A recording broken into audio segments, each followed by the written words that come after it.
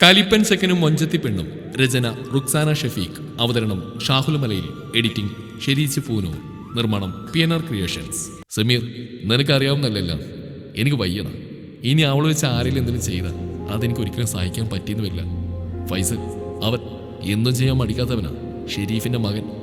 എന്റെ പ്രാണനായ ഒരാളുണ്ടെന്നറിഞ്ഞാൽ അവർ പിന്നെ അത് വെച്ചായിരിക്കും എന്നോട് പകരം വീട്ടുക. ഞാൻ കാരണം അവൾക്കൊന്നും സംഭവിക്കാൻ പാടില്ല സമീർ. ഡാ ആബി, നീ എന്തിനാ വെറുതെ വേണ്ടാത്ത കാര്യങ്ങളൊക്കെ ചിന്തിച്ചു കൂട്ടുന്നത്? ഇങ്ങനെയൊന്നും ഉണ്ടാവില്ലടാ. നീ മനസ്സിലിട്ട് ഇങ്ങനെ നടന്ന അവസാനം അതിന്റെ പേര് ദുഃഖിക്കേണ്ടി വരും. നീ അവളോട് ചെന്ന് പറയടാ. ഡാ, നീ മറന്നുപോയോ? അവൻ ആ ഷെരീഫ് കാരണ നിന്റെ ഉപ്പ ഇഹലോകം പഠിച്ചത്. അയാൾക്ക് തടസ്സമായി നിൽക്കുന്നതിനെല്ലാം അയാൾ വൃത്തിയാക്കി തുടച്ചേക്കും. ഒന്നിനും മടിക്കാത്തവനാ. അത് കേട്ടപ്പോൾ സമീറിന്റെ മുഖം പതിയെ വാടിത്തുടങ്ങി. ഉപ്പയെ പറ്റി പറഞ്ഞുകൊണ്ടാണെന്ന് ആബിദിന് മനസ്സിലായി. അവൻ സമീറിന്റെ തോളിൽ കൈവച്ചു. ഡാ, സോറി, ഞാൻ നിന്നെ വിഷമിപ്പിക്കാൻ വേണ്ടി പറഞ്ഞല്ല. സമീർ ഒന്ന് പുഞ്ചിരിച്ചു. ആബി, ആ ഷെരീഫിന് റബ്ബ് തക്കതായ ശിക്ഷ അന്നേ കൊടുത്തല്ലേ. അയാളിപ്പോഴും ജീവച്ചവൻ പോലെയല്ലേ ജീവിക്കുന്നത്. പിന്നെ നീ എന്തിനാ പേടിക്കുന്നത്? അയാൾക്ക് മരണം വരെ ആ കിടക്കി വിട്ട് എഴുന്നേൽക്കാനാവില്ലെന്ന് ഡോക്ടർമാർ ഓൾറെഡി പറഞ്ഞു കഴിഞ്ഞതാണ്. എനിക്ക് അയാളെയല്ല, ഫൈസൽ. അവൻ ആ വാരിയിൽ നിന്നുണ്ടായ വിത്തല്ലേ. ഉപ്പാന്റെ ഗുണം മകനും കാണിക്കാൻ തുടങ്ങിയാൽ ഇപ്പൊ തന്നെ ഒന്നിനും രണ്ടിനും അവൻ ഭീഷണിപ്പെടുത്താൻ തുടങ്ങിയിട്ടുണ്ട്.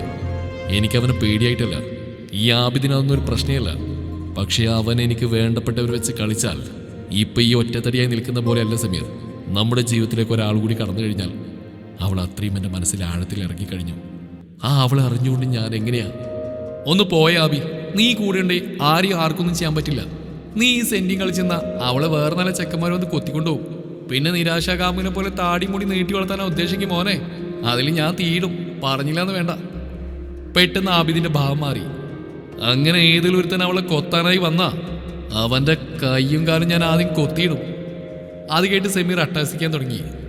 എന്തോ നാടേ ഇത്? നിനക്ക് നിന്നെ ഇഷ്ടം അവളോട് പറയാനും വയ്യ, എന്നാ അവൾ ആർക്കോട്ടും വിട്ടുകൊടുക്കത്തുമില്ല. എന്താ മോനെ ഉദ്ദേശം? ആബിദ് തലതാഴ്ത്തി നിന്നു. അതൊക്കെ വിട്. എവിടെ നിന്റെ മനസ്സിൽ തറച്ച ആ ഹൂറി എനിക്കൊന്ന് കാണിച്ചേടാ. നിനക്ക് മനസ്സാവുമെന്ന് ഞാനും കൂടി ചെക്ക് ചെയ്യട്ടെ. വല്ല കോങ്കണിയാണെങ്കിലും. അല്ല, നിന്റെ കാര്യമില്ലേ? നിനക്ക് ഈ പെണ്ണുങ്ങളുടെ സൗന്ദര്യം നോക്കാൻ അളക്കാനൊന്നും അറിയില്ലല്ലോ, അതുകൊണ്ട് പറഞ്ഞതാ. ഡാ. അവൻ ചുറ്റും നോക്കി മുഫിയുടെ അടുത്തുനിന്ന് കൂട്ടമായി സെൽഫി എടുക്കുന്ന പെൺപിള്ളേർക്ക് നേരെ ആബിദ് കൈ ചൂണ്ടി. ആ മാജിയുടെ മുമ്പിൽ നിൽക്കുന്ന ആൾ കണ്ടോ? അവളാ, അഹാന. അവളുടെ കണ്ണുകൾ ആബിദിൽ പതിഞ്ഞപ്പോൾ ആബിദും സമീറും പെട്ടെന്ന് തന്നെ അവളിൽ നിന്ന് കണ്ണെടുത്ത് തിരിഞ്ഞിരുന്നു. ആബി, നിന്നെ പറഞ്ഞിട്ട് കാര്യമില്ല മോനെ. അവളെ കണ്ട ഒറ്റ നോട്ട് തന്നെ ആരായും കയറിയങ്ങ് പ്രപ്പോസ് ചെയ്യും. എന്തിന്? ഇപ്പൊ ഈ എനിക്ക് തന്നെ ഒരു നിമിഷം കൊണ്ട് തോന്നി. ആബിദ് അവനെ നല്ലപോലെ കൽപ്പിച്ചു. ഡാടാ, നോക്കണ്ട, ഞാനൊരു തമാശ പറഞ്ഞ. പിന്നെ എനിക്കിപ്പോ തോന്നുന്നത് അവൾക്ക് നീ മാച്ച് ആവുമെന്നാ. നിന്നെക്കാൾ നല്ല അടിപൊളി ചക്കൻ അവൾക്ക് കിട്ടില്ലേ? എന്നാ മൊഞ്ചാടാ പെണ്ണിന്. ഡാടാ, മതി, നീ അധികം അവളെ നോക്കാൻ നിൽക്കണ്ട, ഓക്കെ? എന്നാൽ ഇവളോടാണോടാ നീ ഇത്രയും കാലം ഒന്നും പറയാതെ മനസ്സിൽ വെച്ച് കിടന്ന്? നിനക്ക് എങ്ങനെ കൺട്രോൾ കിട്ടുന്നു മോനെ? കണ്ടാൽ തന്നെ അറിയാം ഒരു കളങ്കല്ലാത്ത പാവം പെണ്ണാണെന്ന്. അതിന് നീ കൈ വിടല്ലേ മോനെ. പടച്ചോൻ പോലും പൊറുക്കില്ല കേട്ടോ. നീ എത്രയും വേച്ചെന്ന് അവളോട് പറയടാ. ആബിദ് അവനെ നോക്കുക മാത്രം ചെയ്തു. ശേഷം അവന്റെ കണ്ണുകൾ അവളെ തേടിപ്പോയി. നോക്കി വെള്ളർക്കിയത് മതി മോനെ, നീ വന്നേ എന്ന് പറഞ്ഞ് സമീർ ആബിദിനെ കൈപ്പിടിച്ച് വലിച്ച് അവിടുന്ന് പോയി. ഹൽദി തുടങ്ങി. കുടുംബക്കാർ ഓരോരുത്തരായി മുഫിയുടെ കവിളിലും കൈകളിലുമൊക്കെ മഞ്ഞൾ കൊണ്ട് തൊട്ടുകൊടുക്കാൻ തുടങ്ങി. അതിനിടയിലാണ് നമ്മുടെ ക്യാമറാമാൻ അഹാനയെ തന്നെ ഫോക്കസ് ചെയ്തുകൊണ്ട് വീഡിയോ എടുക്കുന്ന ആബിദിന്റെ ശ്രദ്ധയിൽപ്പെട്ടത്. ഉള്ള സമയം മുഴുവൻ അവൾ തന്നെ നോക്കി നിൽക്കുന്നതുകൊണ്ട് ഒരു ഈച്ച പോലും അവളുടെ മുമ്പിലൂടെ പറന്നുപോയാൽ ആബിദിന് പിടികിട്ടും. അപ്പൊ നമ്മുടെ ക്യാമറാമാന്റെ കാര്യത്തിൽ ഒരു തീരുമാനമായല്ലോ. ആബിദ് പതിയെ ക്യാമറാമാന്റെ പുറകെ പോയി നിന്നു. ശേഷം അവന് മാത്രം കേൾക്കാവുന്ന വിധത്തിൽ പറഞ്ഞു തുടങ്ങി. ആ മോനെ, നീ അധികം ഫോക്കസ് ചെയ്യല്ലേ. പിന്നെതേ നിന്റെ ഈ ഇളിച്ച മോന്തായ നല്ല ഫോക്കസ് ചെയ്ത് നാളെ തന്നെ ചരമകുളത്തിൽ കാണേണ്ടി വരും. വെറുതെ ആ വീട് കണ്ണീര് മുക്കാൻ നിൽക്കണോ? കൊന്നുകളയും, കേട്ടോടാ പന്ന. കാര്യം മനസ്സിലായ ക്യാമറാമാൻ ഒരു ഇളിച്ച മുഖമായി തിരിഞ്ഞെന്ന് ആബിദിനോട് സോറി പറഞ്ഞു. അങ്ങനെ ഇത്തവണ നമ്മുടെ ക്യാമറാമാൻ രക്ഷപ്പെട്ടു. ഡി അഹാന, നിന്റെ ചെക്കൻ ഈ ഹൽദി കഴിയുമ്പോഴേക്കും ജീവനോടുണ്ടാവുമെന്ന് സംശയം മോളെ. ഫാസിയായിരുന്നത്. അല്ല മോളെ, നീ അത് നോക്കിയേ. ഇവറ്റകളൊക്കെ അങ്ങേരുടെ ചോര ഊറ്റി കുടിക്കുന്ന കാണുന്നില്ല നീ? ഇങ്ങനെ ഊറ്റി കുടിച്ചാൽ ചോര പറ്റി മരിച്ചു പോവില്ല അങ്ങേര്. ഫാസി കുറച്ചപ്പുറമായുള്ള ഒരു കൂട്ടം പെൺപിള്ളേരെ കാണിച്ചാണ് പറഞ്ഞത്. ശരിയാണ് അവൾ പറഞ്ഞത്. അവറ്റകൾ ജനിച്ചിട്ട് ആമ്പിള്ളേരെ കാണാത്ത പോലെയാ ആബിക്കയെ നോക്കി നിൽക്കുന്നത്. എനിക്കാകെ ദേഷ്യം തലക്ക് കയറി. ആബിക്കയാണെങ്കിൽ ഇതൊന്നും മൈൻഡ് ചെയ്യാതെ കൂടെയുള്ളവന്റെ കൂടെ സംസാരിക്കുകയാണ്. ഇതിനാണോ ഇങ്ങനെ ഈ വേഷത്തിൽ ഇറങ്ങിയത്? കണ്ട് സഹിക്കാൻ പറ്റാത്തതുകൊണ്ട് ഞാൻ ഹൽദി ക്ലീൻ ചെയ്യണമെന്ന് പറഞ്ഞ് മുകളിലേക്ക് പോയി. മണവാട്ടി പെണ്ണും മുഫിയാണെങ്കിലും ഹൽദി മുഴുവൻ ഞങ്ങളുടെ ദേഹത്താണ് തേച്ച് പിടിപ്പിച്ച് വെച്ചിട്ടുള്ളത്. തല മുതൽ കാൽ വരെ ഹൽദിയിൽ കുളിച്ചിട്ടാണുള്ളത്. അവറ്റകൾ ഈ കോലത്തിൽ കുറച്ചുകൂടി ഫോട്ടോസ് എടുക്കണമെന്ന് പറഞ്ഞ് ക്ലീൻ ചെയ്യാതെ അവിടെ തന്നെ നിന്നു. എനിക്കാണെങ്കിൽ അധിക സമയം ഇത് വെച്ചുകൊണ്ടിരുന്ന ചൊറിച്ചിൽ വരും. സോ നമ്മൾ പെട്ടെന്ന് തന്നെ ക്ലീൻ ചെയ്യാൻ പോയി. മാജിയുടെ റൂമിൽ പോയപ്പോൾ അവിടെ മുഴുവൻ ആൾക്കാരാണ്. ഈ കോലത്തിൽ അവരുടെയൊക്കെ മുന്നിലൂടെ എങ്ങനെയാ പോവാ? അയ്യേ, നാണക്കേട്. ഉമ്മിയുടെ റൂമിൽ ചെന്നപ്പോൾ അവിടെയും മുഴുവൻ ആളുകളാണ്. എനിക്കാണെങ്കിൽ ചൊറിച്ചിൽ വരാനും തുടങ്ങി. ഞാൻ നേരെ താഴെ മാജിയുടെ അടുത്തേക്ക് ചെന്നു. പഹയന്മാർ ഫോട്ടോ എടുത്ത് ഇനിയും കഴിഞ്ഞിട്ടില്ല. ഇതൊക്കെ എവിടെ പൂഴ്ത്തി വെക്കാനാണാവും? എടി മാജി, എനിക്കിതൊന്ന് വാഷ് ചെയ്യണം. ചോറിയുന്നടി, നിന്റെ ഫോട്ടോ എടുപ്പ് കഴിഞ്ഞില്ലേ? ഇത് നല്ല കൂത്ത്. നിനക്ക് വാഷിനെ വാഷ്റൂമിൽ പോമോളെ, അതിന് ഞാനെന്തിനാ? ഷോ, എവിടെ പോയൊന്ന് ക്ലീൻ ചെയ്യാം. നിന്റെ റൂമൊക്കെ മുഴുവൻ ആൾക്കാരാ. ഇങ്ങനെ അങ്ങോട്ട് പോകാൻ പറ്റത്തില്ല തെണ്ടി. എന്നാ നീ ഉമ്മാന്റെ റൂമിൽ പോ, അവിടെ ബാത്റൂം ഉണ്ടല്ലോ. ഞാൻ നോക്കി, അവിടെ ഉമ്മാമാരുടെ സമ്മേളനം നടക്കുക. ഈ കോളത്തിൽ പോയി വെറുതെ അവരെ കൊണ്ട് പറയിപ്പിക്കണോ തല തിരിച്ചാണെന്ന്? അതെല്ലാവർക്കും അറിയാലോ. നീ ഒരു കാര്യം ചെയ്യ്, ആബിക്കാൻ റൂമിൽ ബാത്റൂം ഉണ്ട്, അവിടെ ചെല്ല്, ആരും കാണത്തില്ല. അത് കേട്ടതും അവളൊന്ന് ഞെട്ടി. എന്റെ പൊന്നോ, അതിലും ഭേദം ഈ ചൊറിച്ചിന് സഹിച്ച് ഇങ്ങനെ നിൽക്കുന്ന ആ കാലമാണ്ട് റൂമിൽ എനിക്ക് വയ്യ പോവാൻ. ഇവളെ ഇന്ന് ഞാൻ എന്നാ അതിനപ്പുറം ഇജാദ്ഖാന്റെ മുറിയില്ലേ, അവിടെ പോയി ക്ലീൻ ആക്കുക. അവർക്ക് ബിസിയാ, ഇപ്പം ആരും അങ്ങോട്ട് വരത്തില്ല. ആ ഓപ്ഷൻ നല്ലതാണെന്ന് തോന്നി ഞാൻ അവളോട് ഓക്കെ പറഞ്ഞ് വീണ്ടും മുകളിലേക്ക് പോയി, റിജാദ്ഖയുടെ മുറിയിലേക്ക്. പക്ഷെ എനിക്കുള്ള പണി പുറകെ വരുന്ന കാര്യം ഞാൻ അറിഞ്ഞില്ല. ആബിദിന് അഹാനയുള്ള താല്പര്യം മനസ്സിലായത് മുതൽ തലക്ക് വെളിവില്ലാത്ത പോലെയായിരുന്നു റഫയുടെ അവസ്ഥ. എങ്ങനെയെങ്കിലും അവന്റെ മനസ്സിൽ നിന്ന് അവൾ എടുത്തു കളയണമെന്ന ചിന്തയിൽ മുഴുകി നിൽക്കുമ്പോഴാണ് മാജിയുടെ അവിടെ സംസാരം കേൾക്കാൻ ഇടയായത്. ഞാൻ ഗോളടിക്കേണ്ട പോസ്റ്റിൽ ചുളുവിൽ നിന്നെ കൊണ്ട് ഗോളടിപ്പിക്കാൻ ഞാൻ സമ്മതിക്കില്ല മോളെ അഹാന. ആബിദ് എന്റെയാ, എന്റെ മാത്രം. നിന്നെ അവന്റെ മനസ്സിൽ നിന്ന് എടുത്തു കളയണമെങ്കിൽ നിന്നെ എങ്ങനെയെങ്കിലും കമ്മിറ്റഡ് ആക്കണം. നീ ആയിട്ട് എന്തായാലും ആവുന്ന ലക്ഷണമില്ല. സോ ഞാനായിട്ട് സിറ്റുവേഷൻ ചെയ്തു തരാം കേട്ടോ. റഫ അഹാന പോകുന്ന വഴി നോക്കി നന്നായി ചിരിച്ചു. സമയം ഒട്ടും വൈകാതെ അവളൊരു ജ്യൂസ് എടുത്ത് കയ്യിൽ പിടിച്ച് റിജാദിന് നേരെ നടന്നു. അവന്റെ പുറകിലെത്തിയതും കാല് സ്ലിപ്പായതുപോലെ ആക്ട് ചെയ്ത് കയ്യിലുള്ള ജ്യൂസ് മുഴുവൻ അവന്റെ ദേഹത്തേക്ക് ഒഴിച്ചു. അവൾ സ്ലിപ്പാവുന്ന കണ്ട് റിജാദ് തിരിഞ്ഞ് താങ്ങിയപ്പോഴേക്കും അവന്റെ ദേഹം മുഴുവൻ ജ്യൂസിൽ കുളിച്ചിരുന്നു. അവളൊന്നും അറിയാത്ത പാവത്തിനെ പോലെ, Riju, I am really sorry. ഞാൻ പെട്ടെന്ന് സ്ലിപ്പായപ്പോൾ ജ്യൂസ്, സോറി. ഏയ്, ഇറ്റ്സ് ഓക്കെ, നോ പ്രോബ്ലം. താൻ ഓക്കെ ആണോ? Yeah, I am okay. Hey, ഞാനിതൊന്ന് ചേഞ്ച് ചെയ്ത് വരാം, അപ്പോഴേക്കും നിങ്ങൾ സംസാരിക്കുക. റിജാദ് കൂടെയുള്ളവരോട് പറഞ്ഞ് നേരെ അവൻ്റെ റൂമിലേക്ക് ചേഞ്ച് ചെയ്യാനായി പോയി. അവൻ പോകുന്നത് നോക്കി പ്ലാൻ സക്സസ് ആയ സന്തോഷത്തിൽ യെസ് എന്ന് പറഞ്ഞ് ചെറുതായി തുള്ളിച്ചാടി. ശേഷം ആരും കാണാതെ അവൻ്റെ പുറകെ പോയി. റിജാദ് റൂമിൽ കയറി ഡോർ ലോക്ക് ചെയ്തതും റഫ പുറത്തുനിന്നും അവരെ ലോക്ക് ചെയ്തു. അടുത്ത സ്റ്റെപ്പിനായി താഴേക്ക് ചെന്നു. റഫ നേരെ പോയത് ആബിദിന്റെ ഉപ്പയുടെ അടുത്തേക്കാണ്. ഈ വീട്ടിൽ നടക്കുന്ന കാര്യങ്ങളൊന്നും നിങ്ങൾ ആരും അറിയുന്നില്ലല്ലോ മൂത്താപ്പ. ഇത്രയും ആൾക്കാർ ഒരുമിച്ച് കൂടുന്ന സമയമല്ലേ, ആരെങ്കിലും കണ്ട എന്ത് വിചാരിക്കുക? കബീർക്ക് കാര്യം മനസ്സിലാവാതെ അവളോട് തെളിച്ചു പറയാൻ പറഞ്ഞു. അവൾ നേരിട്ടേണ്ട എല്ലാവർക്കും മനസ്സിലാവുമെന്ന് പറഞ്ഞ് അവരെയും കൂട്ടി മുകളിലേക്ക് പോയി. കബീർക്കായി മാത്രമല്ല, ആബിദിന്റെ ഉമ്മ, ആബിദ്, അഹാനയുടെ ഉമ്മ, ഉപ്പ, സഫ, അങ്ങനെ എല്ലാവരെയും വിളിച്ച് അവള് റിജാദിന്റെ റൂമിന് മുന്നിൽ കൊണ്ടു നിർത്തി. എന്താ റഫ, നീ എന്തിനാ ഞങ്ങൾ റിജുവിന്റെ മുറി കൊണ്ടുവന്നത്? ഇവിടെ എന്താ? അല്ല, റിജു എവിടെ?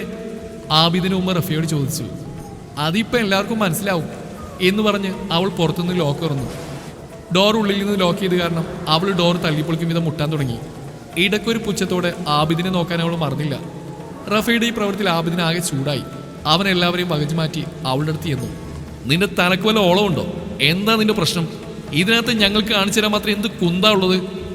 ആ തലക്കോളം ആർക്കാണെന്ന് ഇപ്പം അറിയാം ആബി. നീ കാണേണ്ടത് തന്നെയാ ഇതിനകത്തുള്ളത്. സോ ഒന്ന് ക്ഷമി, ഇതൊന്ന് തുറക്കട്ടെ. റഫ അവനെ നോക്കി പുച്ഛത്തോടെ പറഞ്ഞു. അവൻ അവളോട് വീണ്ടും എന്തോ പറയാനേ ആഞ്ഞപ്പോൾ ഉപ്പ അവനെ തടഞ്ഞു. ആബി നിക്ക്, എന്താണ് നോക്കാം. ഒന്നുമില്ലാതെ അവൾ നമ്മളെ കൂട്ടി ഇങ്ങോട്ട് വരില്ലല്ലോ. അതും പറഞ്ഞ് കബീർക്ക റഫയെ മാറ്റി ഡോറിന് മുട്ടാൻ തുടങ്ങി. കുറച്ച് സമയം കഴിഞ്ഞപ്പോൾ ഉള്ളിൽ നിന്നും ഡോർ തുറന്നു. കാര്യം എന്താണെന്നറിയാൻ എല്ലാവരും ഒരുപോലെ ആ റൂമിനുള്ളിലേക്ക് നോക്കി. ഡോർ തുറന്നപ്പോൾ മുന്നിൽ നിൽക്കുന്ന ആളുകളെ കണ്ട് റിജാദ് ഒരു നിമിഷം അന്തം വിട്ട് നിന്നു. അവൻ എല്ലാവരെയും മാറി മാറി നോക്കാൻ തുടങ്ങി. ആബിദ് റഫയും ഉപ്പയും കടന്ന് അവന്റെ മുന്നിൽ നിന്നു. ആബിയുടെ മുഖം ദേഷ്യത്താൽ വലിഞ്ഞു മുറുകി. റിജാദ് എല്ലാവരെയും കണ്ട് വാ പൊളിച്ച് നിൽക്കുവാണ്. ആബിദ് അവന്റെ മുന്നിൽ നിന്നുകൊണ്ട് ചോദിക്കാൻ തുടങ്ങി. നിനക്കെന്താടാ ഡോർ തുറക്കാൻ ഇത്ര സമയം? ദാ കോപ്പേ, ഇതിനകത്ത് പോലെ അന്യഗ്രഹ ജീവിയുണ്ടോ? ഇവള് ഇത്ര താല്പര്യത്തോടെ ഞങ്ങളെല്ലാവരെയും കൂട്ടി അതിനെ കാണിച്ചു തരാണെന്ന് തോന്നുന്നു ഇങ്ങോട്ട് കൊണ്ടുവന്ന്. ആബിദ് പറഞ്ഞു കേട്ട് റിജാദ് വീണ്ടും വാ പൊളിച്ച് അവനെ നോക്കാൻ തുടങ്ങി. അന്യഗ്രഹ ജീവിയോ? എന്തായിക്കാ നിങ്ങൾ ഈ പറയുന്നത്? എനിക്കൊന്നും മനസ്സിലാവുന്നില്ല. ഒന്നും മനസ്സിലാവില്ല, അങ്ങോട്ടൊന്ന് മാറി നിൽക്ക്, ഞാൻ നോക്കട്ടെ എന്ന് പറഞ്ഞ് റഫ റിജാദിനെ തള്ളി റൂമിനുള്ളിൽ കയറി. ഇതൊക്കെ കണ്ട് റിജാദ് ഉപ്പയുടെയും ഉമ്മയുടെയും നേരെ തിരിഞ്ഞു. എന്താ ഉമ്മ, എന്താ കാര്യം? എന്തിനാ എല്ലാവരും ഒരുമിച്ച് ഇങ്ങോട്ട് വന്ന്? അല്ല, ഇവൾക്ക് എന്താ പറ്റിയത്? ഇവളെ വല്ല എൻ്റെ റൂമിൽ വെച്ച് മറന്നുപോയോ? റിജാദ് റഫയെ ചൂണ്ടിക്കാട്ടി പറഞ്ഞു. ഞങ്ങൾക്കൊന്നും അറിയത്തില്ല മോനെ, എന്തോ കാണിച്ചു തരാം, അപ്പം മനസ്സിലാവുന്നൊക്കെ പറഞ്ഞാ ഇവള് ഞങ്ങളെല്ലാവരെയും ഇങ്ങോട്ട് കൊണ്ടുവന്ന്. എന്താ സംഭവം എന്ന് അറിയില്ല മോനെ, അവൻ്റെ ഉമ്മ അവനോട് പറഞ്ഞു. ആബിദാണെങ്കിൽ അവളുടെ പ്രവൃത്തി കണ്ട് സകല കൺട്രോളും പിടിച്ചു വെച്ച് ഒരു മൂല കൈകിട്ടി നിപ്പുണ്ട്. എന്താ മോളെ നീ പരുതെന്ന്? കുറെ നേരമായല്ലോ, നീ എന്താ കണ്ടെന്നൊന്ന് തെളിച്ച് പറ റഫ. ഞങ്ങൾക്ക് സമയമില്ല, താഴെ വിരുന്നുകാർ വന്നുകൊണ്ടിരിക്കുകയാണോ? കബീർക്കായിരുന്നത്. ഈ സമയം റഫ അവൻ്റെ റൂമിലെ മുഴുവൻ സ്ഥലവും പരുതി നോക്കിയിട്ടും അവളുടെ പൊടി പോലും കണ്ടില്ല. അവളാകെ നെർവസാവാൻ തുടങ്ങി. ഞാൻ പുറത്തുനിന്ന് ഡോർ ലോക്ക് ചെയ്താണല്ലോ, പിന്നെ ഇവൾ എവിടെ പോയി? പുറത്ത് കിടക്കാൻ ഒരു വഴിയുമില്ല. അവൾ നിന്ന് ആലോചിക്കാൻ തുടങ്ങി. എത്ര നോക്കിയിട്ടും എവിടെ അവളെ കാണാഞ്ഞ് റഫക്ക് ദേഷ്യം ഇരച്ചു കയറി. അവൾ റിജാദിന് നേരെ തിരിഞ്ഞു. റിജു, എവിടെ അവള്? നീ അവൾ കൂടി ഇങ്ങോട്ട് വരുന്നത് ഞാൻ കണ്ടതാണല്ലോ. എവിടെ അവളെ ഒളിപ്പിച്ച് വെച്ചിരിക്കുന്നത്? വേഗം പറഞ്ഞോ. റഫ പറയുന്നത് കേട്ട് റിജാദിന്റെ കിളികൾ അവർക്ക് ചുറ്റും പറക്കാൻ തുടങ്ങി. അവളോ? ഏതവള്? നീ എന്താ ഈ പറയുന്ന റഫ? മോളെ നീ തെളിച്ചു പറ, നീ എന്താ കണ്ടത്? റിജാദിന്റെ ഉമ്മ അവളോടെ ചോദിച്ചു. ഡീ, കുറെ നേരമായിട്ട് മനുഷ്യൻ നിന്ന് സഹിക്കുന്നു. നിന്റെ പ്രശ്നം വേറെയാ. ഇവൾക്ക് മുഴുത്ത വട്ടാ. നിന്നെ ഏത് ഹോസ്പിറ്റലിലാണ് കൊണ്ടുപോകേണ്ടെന്ന് പറ, ഞാൻ കൊണ്ടുവിടാം. ആബിദ് അവൾ നോക്കി പറഞ്ഞു. റഫ അവനെ തുറിച്ചു നോക്കി. അവളുടെ സംശയം അഹാന എവിടെ പോയെന്നതായിരുന്നു. മോളെ, മോൾക്ക് തോന്നിയതാവും. മോള് സമാധാനപ്പെടും. ഇപ്പൊ ഇവിടെ ഒന്നുമില്ലല്ലോ, ദേ ഇവ മാത്രമേ റൂമിലുള്ളൂ. കബീർക്ക് റഫയോട് പറഞ്ഞു. തൻ്റെ പ്ലാൻ ഓൾമോസ്റ്റ് പൊളിഞ്ഞു കഴിഞ്ഞെന്ന് തോന്നിയപ്പോൾ അവൾക്കൊട്ടും സഹിക്കാൻ പറ്റിയില്ല. അവൾ പിന്നെ ഓരോന്ന് വിളിച്ചു പറയാൻ തുടങ്ങി. ഞാൻ കണ്ടതാ അവൾ ഇവിടേക്ക് വരുന്നത്. ഇവ നമ്മളൊക്കെ പറ്റിക്കുന്ന. അഹാന എന്ന് പറയാൻ തുനിഞ്ഞതും റൂമിന് പുറത്തുനിന്നും ഒരു ശബ്ദം കേട്ടത് ഒരുമിച്ചായിരുന്നു. മമ്മ, എന്താ എല്ലാവരും ഇവിടെ? എന്തെങ്കിലും പ്രശ്നമുണ്ടോ? പപ്പ, എന്താ എല്ലാവരും ഉണ്ടല്ലോ? അഹാനയായിരുന്നത്. പ്രതീക്ഷിക്കാതെ അവളെ പുറത്തു കണ്ട റഫ ആകമാനം ഞെട്ടിത്തരിച്ച് നിൽപ്പാണ്. ഇവളെങ്ങനെ പുറത്തെത്തി? ഒന്നുമില്ല മോളെ, റഫ ഇവിടെ ഏതൊരു പെണ്ണിനെ കണ്ടു എന്ന് പറഞ്ഞ് കൂട്ടി വന്നതാ ഞങ്ങള്. മമ്മ അവളോടായി പറഞ്ഞു. അത് കേട്ടതും പെണ്ണോ? എവിടെ എന്ന് റിജാദിന് നേരെ കണ്ണുമിഴിച്ച് ചോദിച്ചു. എൻ്റെ റബ്ബേ, ഞാൻ അറിയാതെ എങ്ങനെയാ എൻ്റെ റൂമിൽ ഏതിനും പെണ്ണ് വരുന്നത്? ദേ ഇവിടെ കൈ തട്ടി എൻ്റെ ദേഹത്ത് ജ്യൂസ് മറിഞ്ഞു. അതൊന്ന് ക്ലീൻ ചെയ്ത് ചേഞ്ച് ചെയ്യാൻ വേണ്ടിയാ ഇങ്ങോട്ട് വന്ന്. അപ്പോഴാ ഡോറിൽ വെച്ച് മുട്ടുന്ന ശബ്ദം കേട്ടത്. ഡ്രസ്സ് ചേഞ്ച് ചെയ്തുകൊണ്ടിരിക്കുമ്പോൾ എനിക്ക് വന്ന് ഡോർ നേരം പറ്റുമോ? റിജാദ് ദയനീയമായി എല്ലാവരെയും നോക്കിക്കൊണ്ട് പറഞ്ഞു. കാര്യങ്ങളൊക്കെ കയ്യിൽ നിന്ന് പോയെന്ന് മനസ്സിലാക്കിയ റഫ ഇനി ഇവിടെ നിൽക്കുന്നത് സേഫ് അല്ലാത്തതുകൊണ്ട് എനിക്ക് വെറുതെ തോന്നിയതായിരിക്കും എന്ന് പറഞ്ഞ് ആ റൂമിൽ നിന്ന് സ്കൂട്ടായി. ആബിദിന് ഇതിൽ എന്തോ ഒരു വശപ്പിശക്ക് തോന്നിയിരുന്നു. പെട്ടെന്നാണ് എല്ലാവരും അഹാനയെ നോക്കി പൊട്ടിച്ചിരിക്കാൻ തുടങ്ങിയത്. കാര്യം എന്താണെന്നറിയാതെ അവൾ എല്ലാവരെയും മാറി മാറി നോക്കി. ആബിദിന്റെ മുഖത്ത് ചെറുതായി ചിരി വരുന്നുണ്ട്. പക്ഷേ അവനത് മാക്സിമം പുറത്തു കാണിക്കാതെ ഇരിക്കാൻ ശ്രമിക്കുന്നുണ്ട്. മോളെ, നാട്ടിലെ ഹൽദി മുഴുവൻ നിന്റെ ദേഹത്താണല്ലോ, എന്താ ഇത്? ഹൽദി പെരങ്ങാൻ ഇനി ഒരു സ്ഥലവും ബാക്കിയില്ലല്ലോ എൻ്റെ ദേഹത്ത്. ഉമ്മിയായിരുന്നത്. അപ്പോഴാണ് അവൾ ഇനി അത് ക്ലീൻ ചെയ്തില്ലെന്ന് ഓർത്തത്. സ്പോട്ടിൽ തന്നെ ചൊറിയാൻ തുടങ്ങി. ഉമ്മി കളിയാക്കണ്ട, താഴെ പോയാൽ കാണാം. എല്ലാറ്റിൻ്റെയും കോല ഇങ്ങനെ തന്നെയാ. അല്ല, മോളെന്താ ഇവിടെ വന്നേ? കബീർക്ക് ചോദിച്ചു. പപ്പ, ഈ ഹൽദി ക്ലീൻ ചെയ്യാൻ വേണ്ടി വന്നതാ. മാജിയുടെ റൂമിലും ഉമ്മിയുടെ റൂമിലും മുഴുവൻ ആൾക്കാരുള്ളതുകൊണ്ട് മാജിയ പറഞ്ഞത് റിജാദിക്കയുടെ റൂം പോയി ക്ലീൻ ചെയ്തോ, അവിടെ ആരും വരത്തില്ലെന്ന്. ഇവിടെ വരാൻ പോയപ്പോഴാണ് ചാച്ചു വന്ന് എൻ്റെ കയ്യിൽ നിന്ന് ഫോൺ തട്ടിപ്പറിച്ച് ഓടിയത്. അവൻ്റെ കയ്യിൽ ഫോൺ കിട്ടിയുള്ള അവസ്ഥ അറിയാലോ. പിന്നെ ഞാൻ ഒന്നും നോക്കാതെ അവൻ്റെ പിറകെ ഓടി. ശേഷം ഞങ്ങൾ ബാൽക്കണിയിൽ നിന്ന് കുറച്ച് സെൽഫിയൊക്കെ എടുത്ത് വിടുന്ന വഴിയാ. നോക്കുമ്പോൾ ഇവിടെ എല്ലാവരും കൂടി നിൽക്കുന്നു. എനിക്കാണെങ്കിൽ ചൊറിഞ്ഞിട്ട് നിൽക്കാൻ വയ്യ. അവളോട് വാഷ്റൂമിൽ പോയി ക്ലീൻ ചെയ്ത് വരാൻ പറഞ്ഞ് എല്ലാവരും അവിടുന്ന് പിരിഞ്ഞു. ആബിദ് മാത്രം പോയില്ല. അവന് അഹാനയും റിജാദ് പറഞ്ഞ കാര്യങ്ങൾ കൂട്ടി നോക്കിയപ്പോൾ ഇതെല്ലാം റഫയുടെ പ്ലാനിങ് ആയിരിക്കുമെന്ന് മനസ്സിലായിരുന്നു. അഹാന കയ്യും മുഖമൊക്കെ ചൊറിഞ്ഞുകൊണ്ട് വാഷ്റൂമിൽ പോകാനൊരുങ്ങി. ആബിദ് പെട്ടെന്ന് തന്നെ അവളിൽ നിന്ന് നോക്കി റൂമിന് പുറത്തേക്ക് പോയി. എല്ലാം ക്ലീൻ ചെയ്ത് റൂമിൻ്റെ ഡോർ ഓപ്പൺ ചെയ്ത് അവൾ പുറത്തേക്ക് പോകാനാഞ്ഞതും ആബിദ് വന്ന് അവളുടെ മുന്നിലായി നിന്നു. അവളൊന്ന് ഞെട്ടി അവനെ നോക്കി. തുടരും ഈ കഥയുടെ ബാക്കി ഭാഗം നാളെ ഇതേ സമയം.